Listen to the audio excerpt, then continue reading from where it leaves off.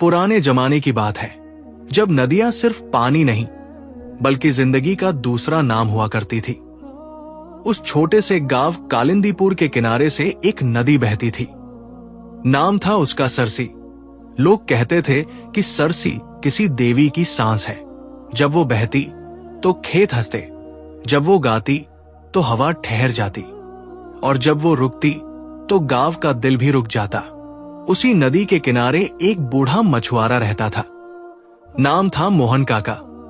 उम्र का कोई हिसाब नहीं, बालों में चांदी उतर आई थी, पीठ थोड़ी झुक गई थी, मगर आंखों में वही पुरानी चमक थी जो तब थी जब वो पहली बार जाल लेकर नदी में उतरे थे। मोहन काका की जिंदगी में सब कुछ था।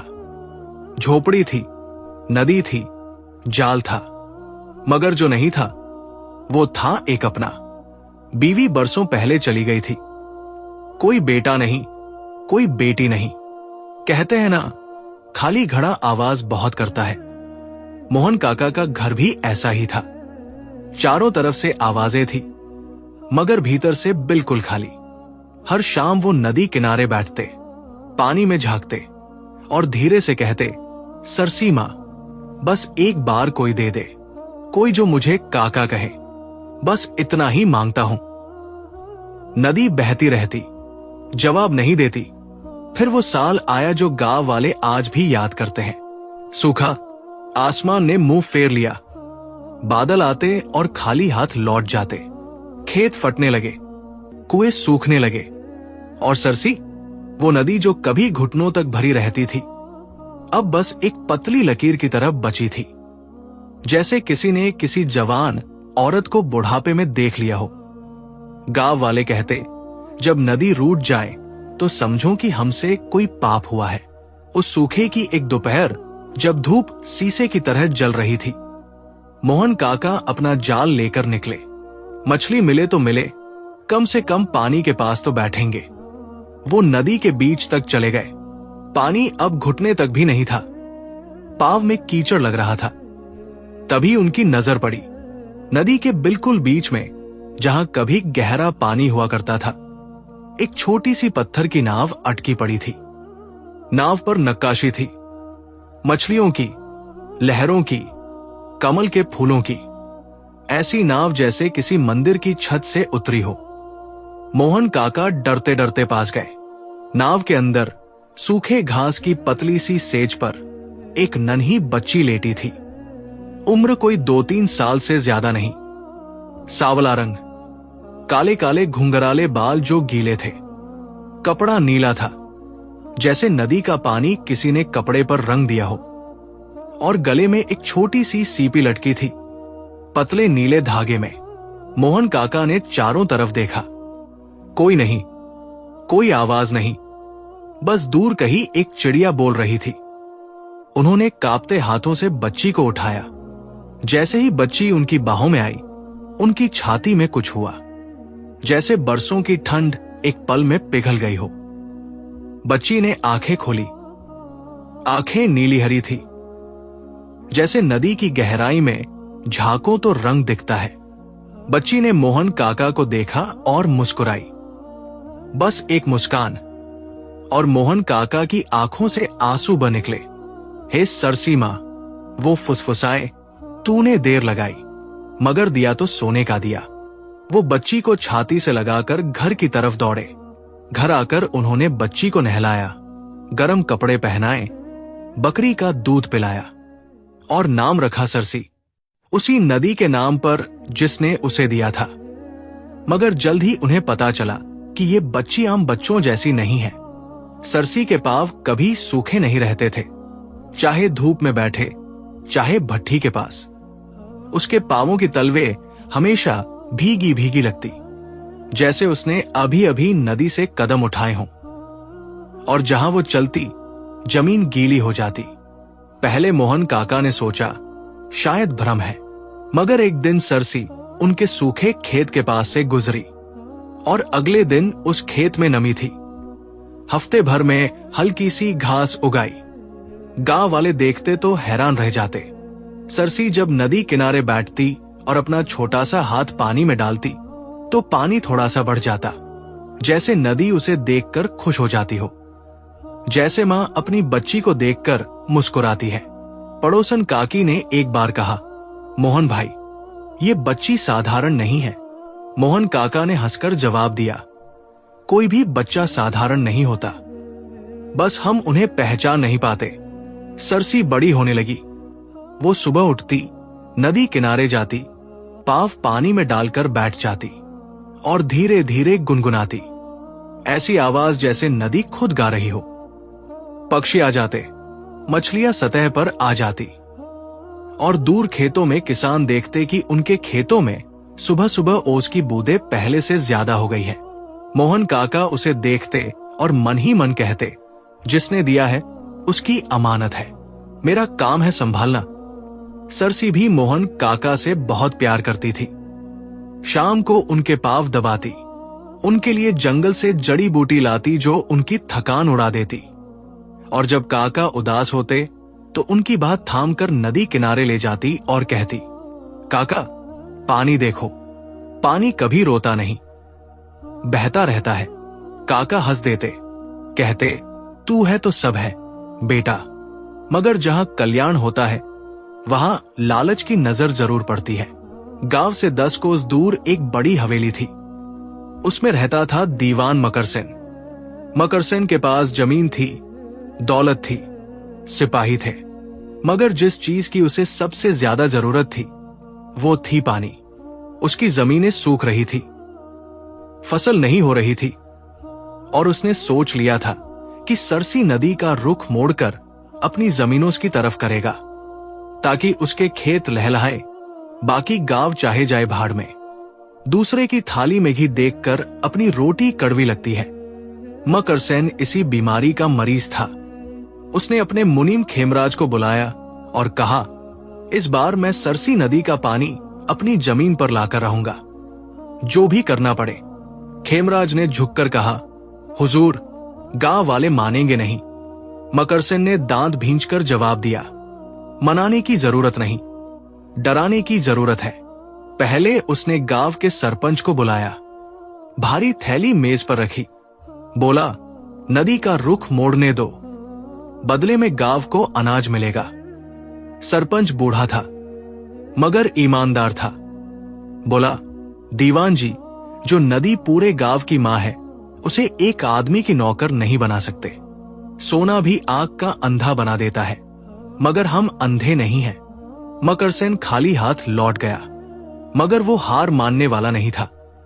उसने अपने सिपाहियों को भेजा, रात को चुपके से नदी के ऊपरी हिस्से पर पत्थर की दीवार खड़ी करने का काम शुरू कर दिया, ताकि पानी नीचे न आए और उसकी नहर की तरफ मुड़ जाए। मगर उस रात कुछ अजीब हुआ। सरसी की नींद टूटी, वो अचानक उठ बैठी। काका ने देखा, उसकी आंखें उस रात और भी गहरी हो गई थी। काका, वो बोली, नदी को तकलीफ हो रही है। मोहन काका समझ नहीं पाए। क्या हुआ बेटा, कोई उसे रोक रहा है? सरसी बोली, जैसे किसी ने सांस लेती औरत का गला दबा दिया हो। वो दोनों रात को ही नदी किनारे पहुंचे। देखा तो पानी का बहाव कम हो गया था। ऊपर से आवाजें आ रही थी, पत्थर गिरने की, फावड़े चलने की। सरसी नंगे पांव नदी में उतर गई। मोहन काका चिल्लाए, बेटा, रात को नदी में मत जा। मगर सरसी रुकी नहीं। वो नदी के बीच पहुंची। घुटनों तक पानी था। उसने आंखें बंद की और वही धुन गुनगुनाई जो वो सुबह गुनगुनाती थी। फिर कुछ हुआ। नदी के पानी में हल्की सी हरी नीली रोशनी उठी, जैसे पानी के भीतर से कोई जाग गया हो। ऊपर से पत्थर गिरने की आवाजें बंद हो गई। सिपाहियों की चीखें सुनाई दी, भागो, पानी बढ़ रहा है, बाढ़ आ रही है। और सचमुच ऊपर से पानी एक ऐसी धार में आया कि जो दीवार खड़ी हो रही थी वो बह गई। मगर गांव तक नुकसान नहीं पहुंचा। जैसे पानी जानता हो कि कहां जाना है और कहां नहीं। सरसी वापस किनारे आई। भीगी थी, थकी थी। मोहन काका ने उसे कंबल में लपेटा। बेटा, तू ठीक है? सरसी ने मुस्कुराकर कहा। काका, नदी ने सुन लिया। मकरसेन को खबर मिली। वो आगब बुला हो गया। बोला, ये मछुआरे की बच्ची मेरे काम में रोड़ा अटका रही है। आग का काजल चुराना भी इससे बड़ी गुस्ताखी नहीं। उसने नई चाल चली। इस बार उसने गांव में झूठी खबर फैलाई। जासूस भेजे जो गांव वालों में फुसफुसाने लगे, वो लड़की जादूगरनी है, नदी के रास्ते आई है तो नदी के भूत का साथ है, एक दिन गांव को डुबो देगी। कुछ कमजोर दिल वाले डर गए। कहने लगे, सच में बच्ची के पांव क्यों सूखते नहीं? ये तो अनहोनी बात है। एक दिन बाजार में मोहन काका की मछली किसी ने नहीं खरीदी। लोगों ने मुंह फेर लिया। काका घर लौटे, थके हुए, उदास। सरसी ने उनका चेहरा देखा, उनके हाथ थाम लिए। काका, लोग क्या कह रहे हैं? काका चुप रहे। बताओ, सरसी ने धीरे से कहा। कह रहे हैं कि तू जादूगरनी है, कि मैं गलत आदमी हूं। सरसी कुछ देर चुप रही, फिर बोली, काका, जिसकी नीयत साफ हो उसे किसी की बात का गंदा नहीं लगता। आप जानते हो मैं कौन हूं। बस यही काफी है। काका की आंखें भर आई। मगर मकरसेन अब सीधे मैदान में आ गया। एक दिन वो खुद सिपाहियों की टोली लेकर मोहन काका की झोपड़ी के सामने आ धमका। घोड़े पर बैठा था, आवाज में घमंड टपक रहा था। ए बूढ़े, वो लड़की मुझे दे दे, मैं उसे अपनी हवेली में रखूंगा। नदी का राज उसे पता है, उससे पूछकर मैं नदी का पानी अपनी जमीन पर ले जाऊंगा। मोहन काका झोपड़ी के दरवाजे पर खड़े हो गए। पीठ झुकी थी, हाथ कांप रहे थे, मगर आवाज में कोई कांप नहीं था। दीवान जी, मेरी बेटी बिकाऊ नहीं है। जो नदी ने दिया है वो मैंने अमानत की तरह रखा है, और अमानत को दुश्मन के हवाले नहीं करते। मकरसेन हंसा। बड़ी बात करता है बूढ़ा, अकल का अंधा, गांठ का पूरा। तुझे क्या पता मेरी ताकत क्या है? काका बोले, जो ताकत दूसरों को डराने में लगती है वो ताकत नहीं, कमजोरी है। मकरसेन ने हुक्म दिया, झोपड़ी घेर लो। उसी वक्त सरसी बाहर आ गई। वो छोटी थी, मगर उसकी आंखों में जो शांति थी वो किसी बड़े की भी नहीं होती। उसने मकरसेन की तरफ देखा, बोली, दीवान जी, नदी का पानी मांगते हो? मकरसेन हैरान हुआ। हां, और तू देगी या नहीं? दूंगी, सरसी ने कहा। सब चुप हो गए, मोहन काका भी, मकरसेन भी। मगर एक शर्त है, सरसी ने कहा। पहले अपने आदमियों के हथियार नीचे रखो और फिर मेरे साथ नदी किनारे चलो। मकरसेन को लगा, बाजी मेरे हाथ में है। उसने इशारा किया। सिपाहियों ने हथियार नीचे रखे। सब नदी किनारे पहुंचे। सरसी पानी में उतरी। नदी अभी भी आधी सूखी थी। उसने हाथ पानी में डाला और मकरसेन से बोली, आओ पास। हाथ पानी में डालो। मकरसेन घोड़े से उतरा, पानी के पास आया, हाथ डाला, कुछ नहीं हुआ। सरसी ने कहा, दीवान जी, नदी ने तुम्हारा हाथ पहचाना। नदी उसी को देती है जिसकी नियत में लेना नहीं, बांटना हो। तुमने पानी मांगा था, मगर दिल में सिर्फ अपना था। नदी अंधी नहीं है। मकरसेन का चेहरा लाल हो गया। ये धोखा है। नहीं, सरसी बोली, ये सच है, और सच हमेशा कड़वा लगता है। मकरसेन ने चिल्लाया, पकड़ लो इसे। और उसी वक्त नदी में वो रोशनी उठी, नीली हरी। पानी के भीतर से नदी का बहाव अचानक बढ़ा। इतनी तेज लहर आई कि सिपाहियों के पांव उखड़ गए। मकरसेन का घोड़ा पीछे हट गया। वो खुद कीचड़ में जा गिरा। सरसी वही खड़ी रही। पानी उसके पांवों से होकर बह रहा था, मगर उसका एक कदम नहीं हिला। मकरसेन उठा, कपड़े कीचड़ से भरे, घमंड चूर चूर। पहली बार उसकी आंखों में डर था। ये क्या है? वो फुसफुसाया। सरसी ने शांत आवाज में कहा, ये नदी है दीवान जी। वो किसी की नौकर नहीं। जो उसे मां मानकर आता है उसे दूध देती है, जो उसे दासी मानकर आता है उसे मिट्टी। मकरसेन वापस मुड़ा। उस दिन के बाद उसने कभी नदी की तरफ आंख नहीं उठाई। गांव वाले जो डरे हुए थे, जो अफवाहों में बह गए थे, उन्होंने खुद अपनी आंखों से देखा था। सरपंच ने आकर मोहन काका के पांव छुए। माफ करना भाई, हम डर गए थे, मगर आग खुद बताती है कि वो आग है। सरसी ने बता दिया। गांव वाले एक एक कराए। सरसी के सामने झुके। सरसी ने कहा, झुकने की जरूरत नहीं, बस नदी को साफ रखो, उसमें कूड़ा मत डालो, उसे उतना लो जितनी जरूरत हो, नदी खुद बाकी सब करेगी। उस सूखे के अगले महीने बारिश आई, जमकर आई, जैसे आसमान ने कर्जा चुकाया हो। सरसी की खुशी देखने वाली थी। वो नदी किनारे दौड़ी, पाव पानी में डाले और उसकी आंखों से आंसू बहने लगे। मोहन काका पीछे से आए।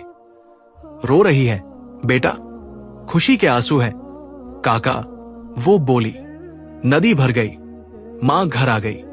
काका ने उसका सिर अपने सीने से लगा लिया। और मेरी बेटी भी तो घर पर है। साल बीते, सरसी बड़ी हो गई। नदी किनारे उसने एक छोटा सा पंघट बनवाया, जहां कोई भी आ सकता था। प्यासा, थका, बीमार, एक लोटा पानी पीकर जाता, जाते जाते ताजा हो जाता। कहते हैं उस पंघट के पानी में कोई खास बात थी। जो पीता उसकी थकान उतर जाती, जो डूबता था उम्मीद में उसे किनारा मिल जाता। मोहन काका बूढ़े होते गए। एक शाम वो नदी किनारे बैठे थे। सरसी पास में थी। आसमान में लाल नारंगी रंग फैला था। काका ने कहा, बेटा, जब मैं नहीं रहूंगा तू इस नदी की रखवाली करना। काका, ऐसी बातें मत करो। सरसी ने उनका हाथ थाम लिया। ये बात नहीं है बेटा, जो अमानत मिले उसे आगे सौंपना पड़ता है। नदी ने तुझे मुझे दिया, मैंने तुझे पाला, अब तू नदी को संभालना। यही सिलसिला है। सरसी ने उनकी आंखों में देखा और सिर झुकाकर कहा, जो आपने सिखाया वो जिंदगी भर याद रखूंगी। काका, नदी बह रही थी, धीरे धीरे, जैसे किसी ने लोरी गाई हो। आज भी उस गांव में सरसी नदी बहती है और लोग कहते हैं कि शाम के वक्त जब आसमान में पहला तारा निकलता है, नदी के पानी में हल्की सी नीली रोशनी उठती है। पुराने लोग बच्चों को बताते हैं वो सरसी बेटी है। नदी उसे अभी भी याद करती है और बच्चे पूछते हैं वो कहाँ गई। बूढ़े मुस्कुराकर कहते हैं कहीं नहीं गई, जो नदी में मिली थी नदी में ही समा गई। अब नदी और सरसी एक है और नदी वो आज भी बह रही है।